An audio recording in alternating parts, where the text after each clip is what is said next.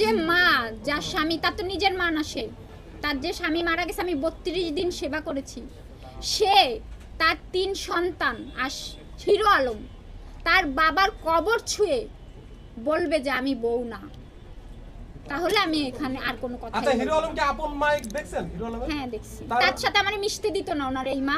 আপন মা কি কিসে দেখতো হিরো আলম? হ্যাঁ দেখাশোনা করতো? হ্যাঁ অবশ্যই। তার সাথে মিশতে দিত না কেন? তার এই মা ওই দিকে আমারে কখনো যেতে দেয়নি আর মিশতে দেয়নি, এই বাসায় রেখে দিত।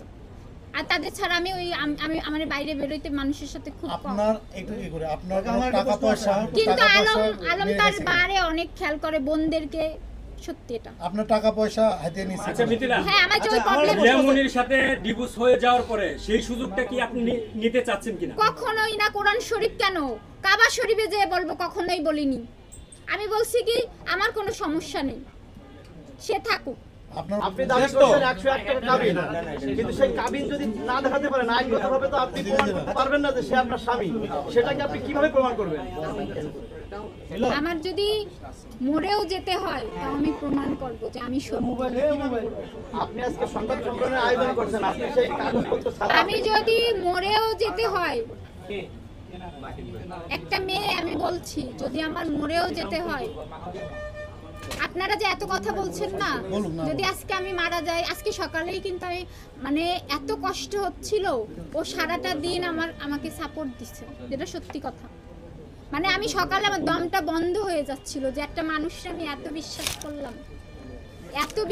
করলাম, এত ভালোবাসলাম, আর সে আমার সাথে, তার কাছে আমার কোনো চাও পাওয়া ছিল না। আর সে আমি বর্তমান যুগে 101 টাকা কাবিন, এটা আপনার কেন করেছেন? সে করছে, আমি কিছুই বলি নাই। আপনি একজন মাছ ব্যবসায়ী, আপনি অনেক টাকা পয়সা, আপনি 101 টাকা কোন হিসাবে কাবিন আমার তার কাছে কোনো টাকা পয়সার দাবিই নাই। আমি তো তার কাছে আমার তো কোনো চাওয়া পাওয়া নেই। আপনার চিরশত্রু আজকে আপনাকে বাঁচিয়ে রেখেছে এবং আপনাকে সাথে নিয়ে আসছে। শত্রু না এটা কোনো। আপনি তো এতদিন সতীন ছিলেন, আপনাকে সহ্য করতে পারতেন। তার সাথে ঝগড়াঝাটি সেও ফোন দিছে একটা কথা, আমার এটা হয়, তার সাথে তো আমার সামনাসামনি সেরকম। এখন কিভাবে মিলে গেলেন?